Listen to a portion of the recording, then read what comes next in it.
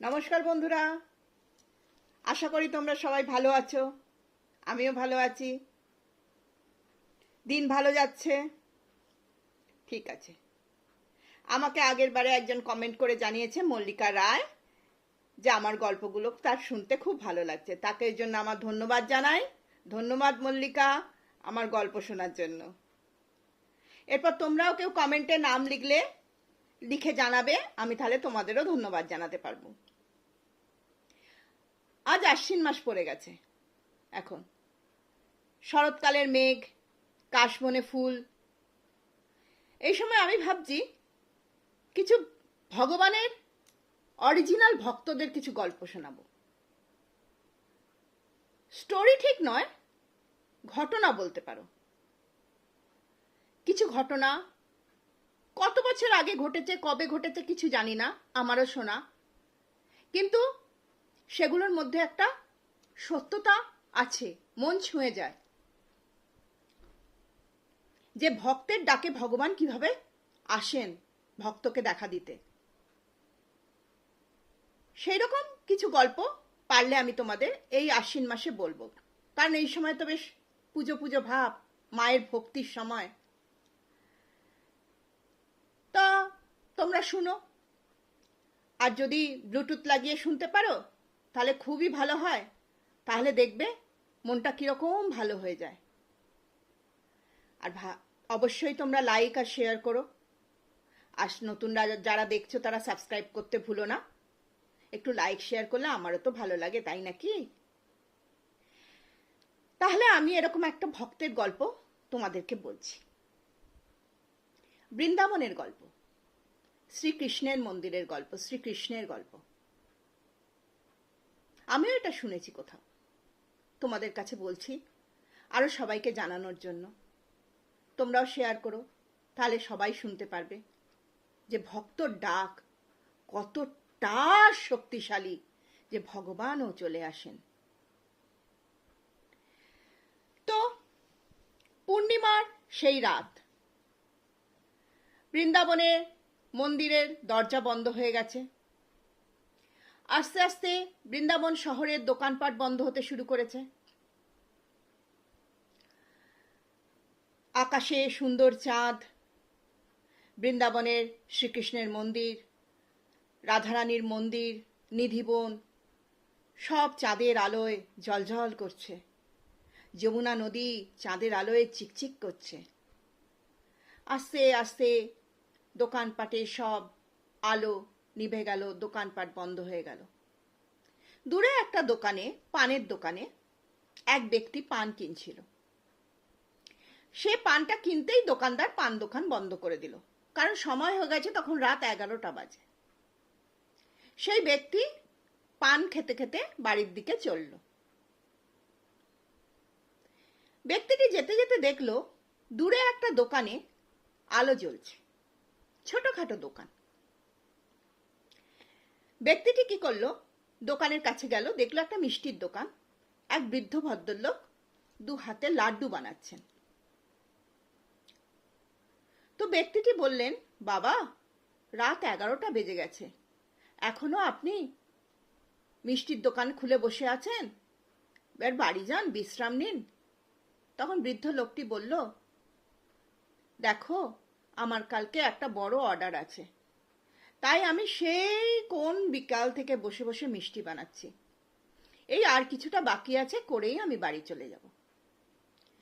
তখন লোকটি বলল, ঠিক আছে বাবা, আমি তাহলে আসি। বৃদ্ধ বলল, হ্যাঁ এসো। ব্যক্তিটি চলে গেল। সেই বৃদ্ধ ব্যক্তি মনোযোগ সহকারে লাড্ডু বানিয়ে চলেছে। লাড্ডু বানাতে বানাতে তার কোথাও কোনো দিকে হুঁশ নেই। হঠাৎ মুখ তুলে দেখে একটা ছোট্ট 11-12 বছরের ছেলের মতো একটি কৃষ্ণবর্ণ ছেলে দাঁড়িয়ে আছে। শ্যামবর্ণ, চোখ দুটো বড় বড়, হাসি হাসি মুখ, যেন কি আভা! যেন মনে হচ্ছে চাঁদের আলো তার নিজের আভাটুকুও বোধহয় ছেলেটিকে দিয়ে দিয়েছে। ছেলেটি বলল, বাবা, আমার খুব খিদে পেয়েছে, আমাকে 2টো লাড্ডু দেবে? বৃদ্ধ ভদ্রলোকটি তার দিকে তাকিয়েই রয়েছে, কি সুন্দর মুখখানি, কি কাজল নয়না চোখ। কাদের বাড়ির বাছা এত রাত্রিবেলা? তখন ছেলেটি আবার বলল, বাবা খুব খিদে পেয়েছে, দুটো লাড্ডু দেবে? তখন বৃদ্ধ ব্যক্তি বলল যে হ্যাঁ নিশ্চয়ই দেবো, নিশ্চয়ই দেবো। তখন ছেলেটি বলল, বাবা আমার হাতের এই কঙ্গনটা রাখো, রেখে আমাকে দুটো লাড্ডু দাও। তখন বৃদ্ধ ব্যক্তিটি বলল, না না না না না, তোমার কঙ্গন আমার লাগবে না বাবা, তুমি তোমার কঙ্গন তোমার কাছে রাখো। তোমার এই দোকানে যা যা খেতে ভালো লাগে, যা যা ইচ্ছা করে বলো, আমি তোমাকে সব এনে দিচ্ছি, কিন্তু তোমার কঙ্গন লাগবে না। তখন ছেলেটি বলল, না বাবা, কঙ্গন না নিলে আমি কিছু খাবো না, আর আমার খুব খিদে পেয়েছে, আমি আর থাকতে পারছি না। তখন বৃদ্ধ ব্যক্তিটি বলল, ঠিক আছে কঙ্গন দাও। বৃদ্ধ ব্যক্তিটি ভাবলো এখন তো কঙ্গনটা নিয়ে নিই, তারপর খাওয়া হয়ে গেলে ওর কঙ্গন ওকে ফেরত দিয়ে দেবো বলে কঙ্গন নিয়ে তার 2 হাত ভর্তি করে লাড্ডু দিয়েছে। নিয়ে কঙ্গনটা রাখতে যাচ্ছে, ফিরে দেখে ছেলেটি নেই। তখন বৃদ্ধ ভাবলো, আহারে ছেলেটির এত খিদে পেয়েছে, লাড্ডু নিয়েই ছুট লাগিয়েছে, ঠিক আছে পরে দিয়ে দেবো বলে রেখে দিয়েছে ড্রয়ারে, চাবি টাবি দিয়ে রেখে দিয়ে তার তখন সব কাজ হয়ে গেছে, দোকান বন্ধ করে বাড়ির দিকে যেতে শুরু করলো। বাড়ির দিকে যেতে যেতে সে ভাবছে, বাচ্চাটি তো মনে হয় খুব বড় লোকের ছেলে, হাতে সোনার কঙ্গন, তাহলে তার বাবা মা তাকে রাত্রিবেলা ছেড়ে দিয়েছে কেন? সে কেন খিদেতে কষ্ট পাচ্ছে? তার কি খাওয়া জোটেনি? ও তো কোনো গরিব নয় তো, তাহলে ওকে কেন খাওয়ার জন্য বলছে আমি খুব ক্ষুধার্ত? বৃদ্ধ কিছুতেই ভুলতে পারছে না সেই ছেলের মুখখানি। ভাবতে ভাবতে সে বাড়ি এসে পৌঁছলো, ভাবতে ভাবতে সে খাবার খেয়ে নিল, ভাবতে ভাবতে সে শুয়েও পড়ল। ঘুম থেকে উঠে সকালবেলা আবার তার দিন শুরু হলো। সে আবার ভাবতে শুরু করলো, ছেলেটি নিশ্চয়ই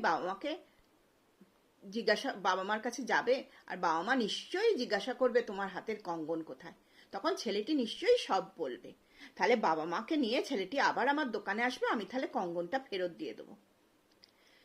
সেই বৃদ্ধ ব্যক্তি ভেবেই চলেছে আমি কঙ্গনটা কি করে ছেলেটাকে ফেরত দেবো। এই ভাবতে ভাবতে সে আবার দোকানে চলে এসেছে। দোকান খুলেছে, দোকান পরিষ্কার করে দোকানে বসেছে, দেখে সেই মন্দিরে, বৃন্দাবনের শ্রীকৃষ্ণের মন্দিরের পূজারী যাচ্ছেন হাতে ঘিয়ের ডিব্বা নিয়ে, কিন্তু খুব অন্যমনস্ক। তখন বৃদ্ধ ব্যক্তিটি বলল, রাধে রাধে, পূজারীজি কোথায় চলেছেন, কি হয়েছে? পূজারীজি বললেন, রাধে রাধে বাবা, এই আমি মন্দিরে যাচ্ছি, আজকে সকালে মন্দিরে এসে দেখলাম আমাদের শ্রীকৃষ্ণের হাতের একটা কঙ্গন নেই, কে চুরি করে নিয়েছে, আর চুরি করলে একটাই বা করবে কেন, বা কোথায় হারিয়ে গেছে, আমি খুব খুঁজছি জানো, কিন্তু পাচ্ছি না। তখন সেই বৃদ্ধ মিষ্টির দোকানের ব্যক্তিটি অবাক হয়ে গেল, তখন তার রাতের কথা সব মনে পড়ে গেল। তখন সে বলল, পূজারী জি একটু দাঁড়ান, বলে সে ড্রয়ার থেকে কঙ্গনটা বার করে বলল, এই রকম কঙ্গন কি?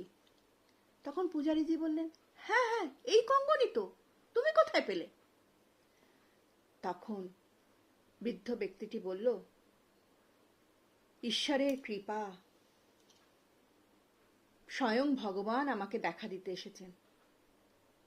আমি কাল সন্ধেবেলা কাজের ফাঁকে এত ব্যস্ততার মধ্যে শ্রীকৃষ্ণকে দর্শন করতে যেতে পারিনি, তাই মনে মনে শ্রীকৃষ্ণের কাছে ক্ষমা প্রার্থনা চাইছিলাম, প্রভু আজকে সন্ধ্যাবেলা আমি তোমাকে মন্দির বন্ধ হওয়ার আগে দর্শন করতে পারিনি, তাই তোমার এখানে বসে বসে মনে মনে দর্শন করছি, তুমি আমায় ক্ষমা করো। তাই জন্য প্রভু নিজে এসেছিলেন আমায় দর্শন দিতে। তখন পূজারীজি বললেন, কিন্তু আমি তো কাল রাতে কৃষ্ণকে লাড্ডু দিতেই ভুলে গেছি, তাই জন্য শ্রীকৃষ্ণের খুব ক্ষুধা পেয়েছিল, ক্ষুধায় কাতর হয়ে আপনার কাছে এসেছিল লাড্ডু নিতে। তখন পূজারীজি দৌড়তে দৌড়তে মন্দিরে চলে গেলেন। মন্দিরে গিয়ে শ্রীকৃষ্ণের হাতে কঙ্গনটি পরিয়ে দিয়ে কৃষ্ণের কাছে খুব ক্ষমা চাইলেন। প্রভু, আমার ভুল হয়ে গেছে, তোমাকে ক্ষুধার্ত রেখে আমি চলে গেছি, তুমি আমায় ক্ষমা করে দাও। দেখেছেন শ্রীকৃষ্ণের কত মায়া। ভক্তের আকুল প্রার্থনায় তিনি ঠিক তার কাছে আসেন। সদা সর্বদা জানবেন শ্রীকৃষ্ণ সব সময় রক্ষা করছেন। তিনি তো আমাদের অন্নদাতা, তিনি আমাদের সব কিছু। তাকে যদি শুধু মন থেকে ডাকা যায়, অর্থ কড়ি গয়না গাটি ফল মূল কিছুই তার কাছে দামি নয়। শুধু ভক্তের ভক্তিতে একটুখানি ভালোবাসা, আর তার দেওয়া ভালোবাসার একটুখানি ফল বা মিষ্টি, তাই তার কাছে প্রিয়। তাই বলি, ভক্তিতে কখনো ঢিল দেবেন না। ভক্তি যখন করবেন মন থেকে করবেন, পয়সা করে কিছু লাগবে না, শুধু মনের ভালোবাসাটাই দরকার। তার মায়া বোঝা ভার। রাধে রাধে। তাহলে গল্পটি আমার এখানে শেষ হলো। এ ঠিক গল্প নয়, এ বৃন্দাবনের কোনো দিনের কোনো সময়ের ঘটনা। আপনাদের শুনলে ভালো লাগলে অবশ্যই আমাকে জানাবেন। আমি তাহলে এরম অনেক ঘটনা আমি জানি, আপনাদের নিশ্চয়ই বলব। নমস্কার। রাধে রাধে।